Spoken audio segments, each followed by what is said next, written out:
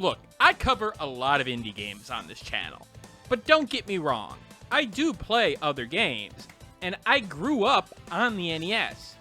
I played a lot of different genres, ranging from my first Final Fantasy to the extremely difficult Contra and Battletoads. I remember games like Power Blade, Vice Project Doom, Shadow of the Ninja, and many others. But one I never got to at the time was a nice, difficult game called Ninja Gaiden. My friend Danny had told me about it, but I could never find it. It was always rented at the game stores, and I could never find it in stores.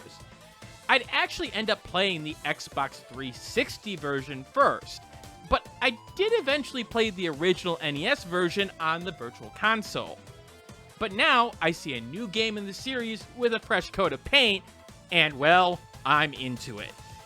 Ninja Gaiden Ragebound is a mixture of the classic Ninja Gaiden formula from the NES era, modernized into a precision battle platformer that released on July 31st, 2025 for the PC, specifically on Steam. It costs $24.99, and it's a little higher profile than I usually review on this channel, especially lately. But there's a reason I'm giving you this review. I enjoyed my time with the game from the get-go. In fact, I loved my time with it, so if you're expecting a recommendation, yes, go and get the game. I'll give the score later, but it's going to be in the buy category. Let's get to the main plot of the game and the main chunk of the game. The main game has you playing as Kenji Mozo, a young ninja under the tutelage of the famous Ryu Hayabusa from that Ninja Gaiden NES game, and he has to defend his home from a demonic attack. Now he fights them off, but is drawn into the demon realm and comes across a Black Spider Clan ninja, Komori, who has been captured. One thing leads to another, someone gets stabbed with a magical soul-transferring blade, and now the two have to work together to take down the demon threat together, for the good of mankind and both clans. With that setup out of the way, let's start with the meat of the experience, the gameplay. Those familiar with games like Strider and the original NES Ninja Gaiden should be familiar with the formula here. It's a mixture of semi-precision platforming with twitchy reactionary combat on the 2D plane, with an emphasis on level design, in particular being a conduit for strategies in your attack. You have a horizontal slash that is going to be your bread and butter, and it has a reasonable range, but can only be controlled vertically by your jump. You can't slash up or down, it's either left or right. Now, it's quick and effective, and really helps to complement the game's fluid movement. Now, you do get a ranged attack with Komori's kunai, but there's a meter that controls its use resource-wise, which can be refilled by killing enemies or getting the appropriate orbs. Positioning is the name of the game here when it comes to offense, although you do have a dodge roll that can protect you from attacks and hazards defensively, but it only goes so far. See, you're better off taking enemies out before relying on it, not because it is not reliable, but it's the design of the game. A lot of its design is pushed towards movement and quick reactions one after another, but slow and steady and dodge rolls can work, but it's not as fun in my opinion and doesn't take into account one of the major tools in this game's arsenal. The game has this power attack that will kill some of the enemies that take 5 to 6 hits in one go. Now you get these attacks in two ways, by killing an enemy with the appropriate attack that has this symbol. If it's blue, it's a melee attack, and if it's pink, throw a kunai at it. The next attack you throw will be extra charged and will kill most everything that's not a boss. Now you can also charge your melee attack by holding in place and holding the attack button as well, and you take a little bit of life damage, but the thing is, that's not what you're supposed to do, and the game sort of makes you realize it when you start getting into the groove.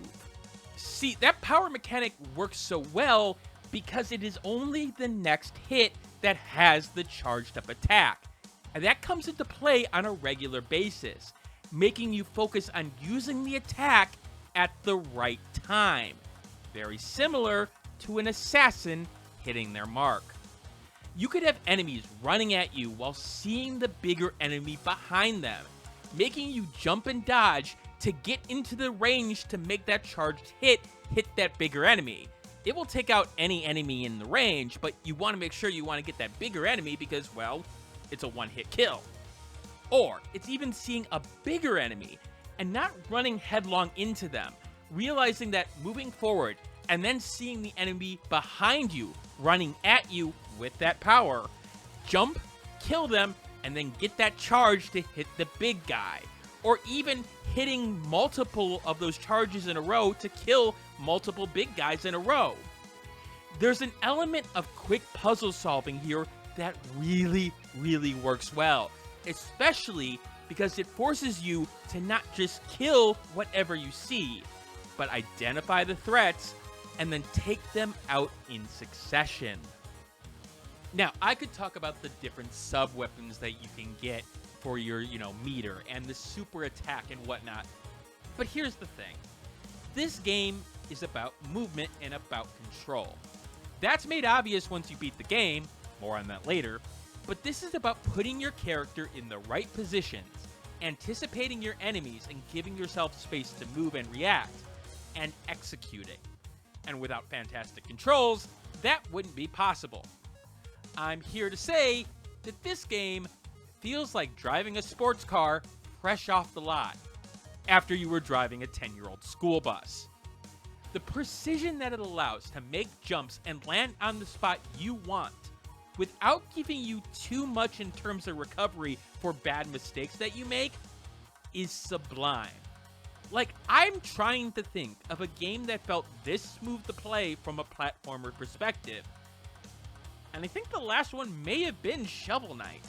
Which, yeah, good company to be in. Which the game takes full advantage of in the first playthrough without it being absolutely torturous. There are jumps that you have to make with precision, like jumping on these enemies one after another. And while it doesn't take the greatest amount of skill, it does take some skill. But that's the obvious stuff, the hazards and getting through them. Jumping over spikes or jumping that you don't jump into something or a trap, yeah, that's great. But I'm talking about the movement of speeding up and slowing down as you kill enemies and move to your next set of targets. That's where the game shines the most. It doesn't feel like a stoplight like some games do. It feels like a transition from one set of moves to the next. Take the enemies out, but then transition into the next ones that easily. Like, the best way I can put it is watching a figure skater at the top of his or her game. Each set of moves complements the next, and it all flows so well, and you feel like you're creating art while playing, in a sense. With that said, there is some precision platforming here, and some platforming sections that do help to add some variety to the gameplay. Whether it's climbing up a burning building that you have to outrun the flames on, or taking over Komori for a Demon Realm type challenge, you are going to get a variety of jumping challenges that may frustrate some players, but not to the point of severe aggravation. Yes, there were a few challenges that may take several deaths and damage elements to get through, but let me put it this way. It won't be like the frustration of getting knocked off platforms in the original Ninja Gaiden. But I want to bring up the fact that the developers obviously knew they were updating the game to a modernized sense of game design that could irritate some fans of the original game. I mean, that game is infamous for its difficulty, but I think the game has a good compromise with that. See, you do have some things you can equip item-wise in this game, the different sub-weapons for example, but I want to focus on the talismans. A few of them in particular: Scarcity, Unworthy, Perilousness, and No Rest for the Wicked. Each of these add a layer of challenge that really brings you back to the days of the NES for those who played it, in particular starting over at the start of a level. Now, you do get a bonus. Your rank will go up at the end of the level when using it, But to me, this is the sort of perfect compromise. Players who want that challenge can get it with these talismans, but it doesn't change the overall game. And the fact is, you get the best of both worlds, at least in my opinion. But there's also another little thing that I want to point out here. I mentioned earlier that when you beat the game, hard mode opens up. And this hard mode is not traditional. See, many hard modes would be things like those talisman I mentioned, or damaged sponge bosses, or things like that. But from what I can tell, the combat itself, maybe enemies do a little more damage, but most of the challenge in the early going is more hazards to jump through, more precision platforming, and a lot more perilous situations. To the point where it feels like a whole new experience, somewhat. Now, I know some people are a little irritated that you have to unlock that hard mode by beating the game, especially for veterans. They will want the challenge right away, they say. To that I say, it's still its own experience playing in the normal mode compared to Ninja Gaiden 1, and you do need to understand the mechanics of this game to be successful on the hard portion that's unique to this game. So I don't necessarily think that's a valid criticism. But okay, I still do need to talk more about the gameplay, because I want to make this clear. This is some of the best in the genre, and it doesn't have a whole lot of weaknesses in my mind. The level design is pretty good all around. It does a good job of mixing up mechanics between combat and platforming without getting stale. I do like the fact that every now and again it adds something like a bike section like you would see in Battletoads. One of the only weaknesses I would say is that the game does have sections that feel very, very similar. But when I went back and actually looked at the footage, it was a little bit more different in each iteration in terms of the things that I thought were the same. It was enough changes so that the challenge was a tiny bit different, and I do think reusing your assets and adjusting them wisely, and also using it so that people get a pattern element to it so that they can sort of be a little familiar, is the right decision here, especially for a game where you're going through it in such a fast pace, or at least can go in a fast pace. What I also need to point out is the game is an expert at pacing. It knows when to add a new wrinkle into the movement, or to add a new enemy type. It also knows when to bring a scenario that you haven't seen before, whether it be a jet ski action section, or even changing the presentation in terms of like lightning strikes, or adding lasers into the background made by a big villain. It knows when to introduce those so that it keeps things fresh, but also familiar enough where you don't feel overwhelmed. Boss fights were great. They weren't necessarily the best, but they were exactly what they needed to be. They tested your skills. They weren't so hard where you're getting horribly frustrated, but it wasn't easy per se. You died maybe once or twice. And the fact is, there was a good variety to them, even with the simple combat and the simple set of skills here. I think that a lot of my complaints in the big picture are very minuscule. Like, for example, I do think the game does a good job on these sections where you play as the female ninja when you combine with the male ninja. But there was only one set of levels where you play as her and her alone, and I wanted maybe another set of those before they combine their powers per se. It's not like that you don't get the experience of her with that combination, but maybe a little bit more dedication to her and maybe her backstory a little bit would have gone even further to push this game into the best platformer I played, or the best action game that I played this year. Honestly, what's funny about this is that when I think about this game, it almost makes me want to go back and play some of those older games. That's why you see some of the footage with the NES game, the Ninja Gaiden, and even things like Contra. For some reason, it gives me strong feelings nostalgia, despite the fact that it has been modernized. It just invokes that childlike wonder when I first played games, especially action games. And the fact is, during this time, I've been going through some stuff at work. Work has been a little bit shitty, to say the least. But the fact that it was able to draw that sort of child out of me, even through some of the depression that has, the whole work situation has, is a testament to the design elements of this game. It brought out feelings that I hadn't felt in a while of that particular nature, nostalgia. But when you look at this game, don't tell me that it doesn't look modern. And that's the biggest compliment I can give to the game. The fact is, it makes me feel like the games that made me fall in love with video games.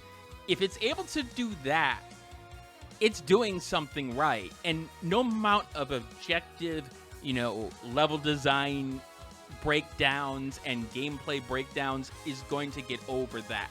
The fact is, this feels like it was made with love. And that's obvious from the first minute to the last minute. Alright, I've babbled on long enough about the gameplay. Let's switch gears and talk a little bit about the presentation, because this game has a style that I absolutely love. One of the things that struck me almost immediately was the level of detail in the background, with the juxtaposition against the clean animation of running along with Kenji.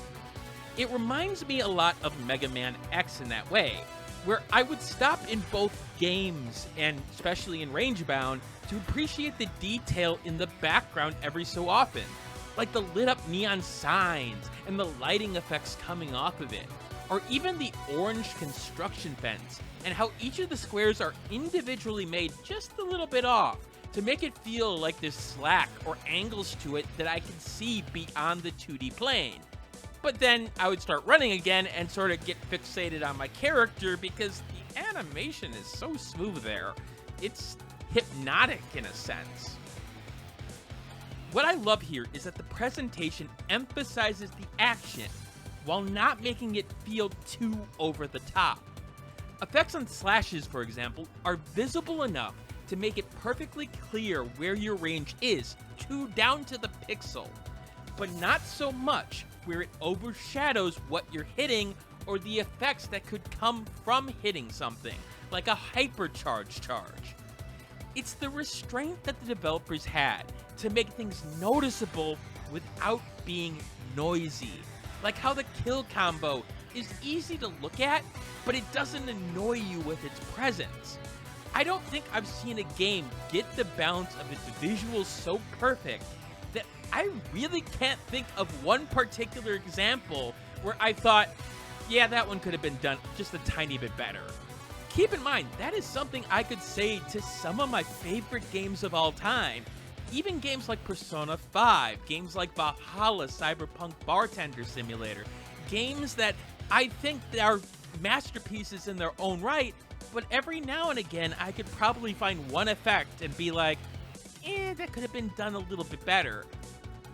I can't find one here. I seriously can't. And that really scares me because either I'm losing my edge or they did everything perfectly in terms of presentation. At least from what I'm expecting. I also have to give a lot of props to the design team for the enemy creatures, even in the case of colored ninjas. Yes, that's a common trope in the genre, and the red and blue ninjas in this scene have a lot of the same presentation elements. But because of the differences in movements and animation, they are immediately identifiable even from a distance of what kind of enemy they are. It works in synergy with the gameplay, and that's the most important thing in a game like this. But it also gets creative with the demons as well, infusing bug-like elements into a human or a demon, without it being too grotesque or even non-useful. Sometimes games like this go a little bit too far in their designs on their creatures, to the point where I'm like, dude, that thing couldn't stay standing up if it tried with those body proportions and that movement. No such problem here, and the artist obviously did their homework in terms of the design, and I really appreciate that. the color and lighting work is also something to behold. There's a sharpness and a style to the color that reminds me of some of the best games on the SNES and the Neo Geo of all things, where details pop out even with a slight number of pixels thanks to the wonderful coloring, like Kenji's eyes in the corner up here. It's the use of different shades of orange and yellow within this chest laser that gives it an almost magma-like focused laser blast, knowing full well that looking at it, it could melt even the thickest of steel beams if it were to be touched. But then it's also the fact that the background of this guy's arms are shaded enough so that you know it's part of the creature, but it's just out of reach and you don't have to worry about it. Look, I could gush about these visuals all day long, but then I couldn't tell you about the fantastic sound design as well, because again, there was a wonderful understanding of the world that was made here. What sounds would be made, what sounds you should hear to get the feelings of the gameplay, and yet not just make noise for the sake of noise. It all starts with the basic sound effects of the slash, that sound of knowing that your attack is coming out.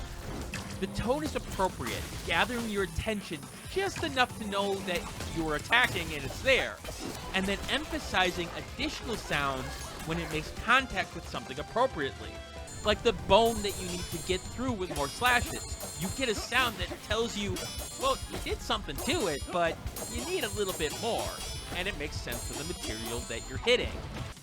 But it's also the sound when it hits something that's obviously won't break from your slash, and it gives you that feeling just by the tone alone. It's the fact that Kenji will grunt when attacking with the force that you would expect, but not on every slash, but often enough to make you feel it.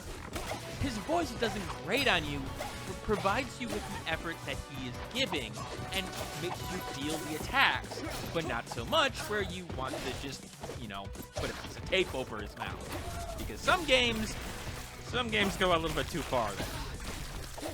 And for the most part, the sounds that are more supplementary are toned appropriately volume-wise so that you can hear them if you really listen, but not so much where you're like, oh, that was really important for me to hear. Complementary sound design can be hard to pull off, and well, I'm going to say that Ragebound did its job and then some. Now, is the overall sound design the best I've ever heard? No, not in the genre at least, but honestly, there's only one or two games in this genre or a related genre that I'd immediately put above it on a quick think. So it's not anywhere near the middle of the pack. So take a listen and you'll hear what I'm talking about.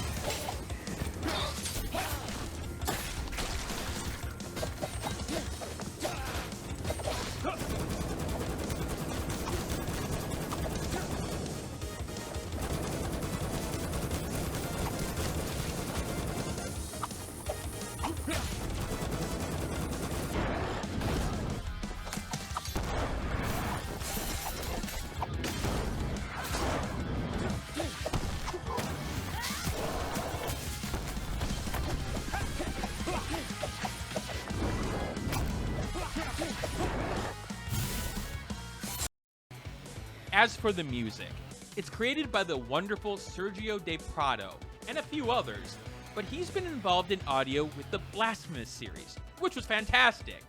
And of course, the mega hit, My Little Pony Puzzle Party. I mean, look, I had to indicate that when I saw it in my research, okay? The music gets the energy going. It emphasizes action and gives a flavor in each of the distinct levels that moves it to be in synergy with the environment, but still getting across the badass nature of Kenji and his mission. It reminds me of some of the best music in the genre. Games like Mega Man, games like Strider, or even Castlevania in certain ways. And yet, part of me wonders how it was able to produce A- songs through the entire catalog without one in particular standing out. Which may sound like a diss that it wasn't all A's, but it's more the fact that, like, take Mega Man X for example. It has a fantastic soundtrack all around. But don't tell me Spark Mandrill's song isn't an A+ compared to everything else. Here, it feels like everyone, or every song in particular, is of the same quality, meaning one song didn't stand out, and yet I'd listen to everything. I'd probably put this in the background of my programming music at work. It's that good. Look, I'm not the person who's going to be able to break down the beats, what instruments are and what kind of things were used in terms of that. The guitars really stood out here, but you just need to listen to it yourself. Just take a listen. You'll hear what I'm talking about.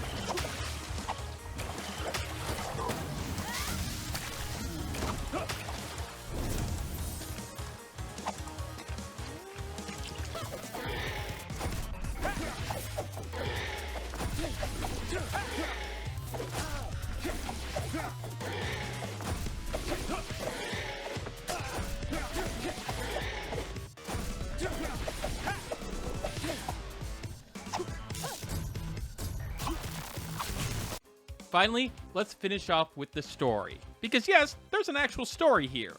And while it may not be an epic tale on the level of something like Ghost of Tsushima, it's a nicely contained story that ties into the original games, but still focuses on new characters and a fun dynamic between our two leads of Kenji and Komori. If that's the key takeaway from the story that I want you to get, it's the evolution of Kenji and Komori, the respect they gain from working together while still being themselves in the process. It's not like you're getting a whole lot of interactions between them here. You get them at the start and ends of levels, and occasionally in the middle. But there's something simple yet endearing about their back and forths, starting as hated enemies, then transforming into something like an arguing brother and sister. They obviously care for each other in certain ways, but they also want to throw them out the window. And then it evolves to a brother and sister who have each other's backs, that, yeah, they may argue, but in the end, I will sacrifice my life for yours. It feels earned, and yet makes me really want more story in the long run. Even these simple interactions added a lot. The quips they threw back and forth while showing little sides of their personality, like, for example, Kenji liking pirates, endear the characters and add more to their titles just than ninja and bad ninja. Now, is the plot anything to write home about? No. This is your typical demons entering world and storyline, and people being corrupted, and the American government doing stupid things once again. A tale as old as time. Although, God forbid demons were present in today's world with this US government, because then the world would truly be doomed. Maybe doomed anyway, but that's besides the point. You're not here for politics. I will say that the game does feel like a side story of sorts that really sort of sidesteps the original games in terms of a Ryu Hayabusa story, so that it doesn't mess with that, but does open the door to sequels or even mainline games adding Kenji and Komori in some way. You're not going to get a whole lot of lore other than some mentions of the Black Spider Clan, so if you're looking for that, you're not going to get it here. I will also quickly mention that if you want to see the true ending of the game to see what really happens, you will have to play through the game twice once on regular mode and once on hard mode. It becomes obvious after you get through the story the first time of why they did that, but at the same time, it does seem a little bit, I don't want to say cheap. That's not what I'm looking for, because I think it was justified. But just realize that if you come into this game. In the end, Ninja Gaiden Ragebound was fun from the first seconds until the credits rolled. Not only does it capture some of the magic from the original games and modernizes it, it has a good combination of challenge, fairness, and flash. Some solid characters, a great style, and some bangin' music round out the package that I legitimately had some trouble finding some complaints for. Sure, some people may want more hours of gameplay, but for how packed those hours are and the challenge after the fact, I'm not sure what more they could reasonably ask for. The game pierces the night sky with a kunai, revealing a 97 out of 100, making it a must-buy, even if you're hurting for cash. But that doesn't take into account my enhancer system, which takes the more subjective element of games and tries to match a game to you. If you fall into one of the following categories on screen, add or subtract that score to the main score. If the first digit of your score changes, refer to this chart to see if the game lies in the buyability rating for you. As you can see, there's not many situations where I wouldn't recommend the game, even for people who may not necessarily like difficult games, or games of this genre. I think it does enough to distinguish itself from games like it in terms of its style and a little bit more of accessibility in certain areas that I think it is a good infection vector for games like this. Anyway, that's it for this review. I apologize this one took a little bit longer. Honestly, it has been a little bit difficult. Work has been kicking my ass. Well, not literally, but kicking my ass all over the place. As for the next review, I will figure that out. I do want to try to review Demon School. It is the game that I'm looking forward to the most this year, at least the ones that are known to come out this year. So I need to go and actually write hey, I'm this reviewer. You want to give me a copy so I can, have it ready for review day? Anyway, if you have a game that you want me to review, put it in the comments section below. Maybe I'll take a look at it. Maybe I will go crazy while doing this ending bit, because I'm still trying to figure out some things in the presentation bit, because I sometimes do the conclusion before the actual presentation. Yeah, I'm giving away trade secrets. Anyway, keep on gaming. Also, like, subscribe, all that jazz. This video ended weirdly.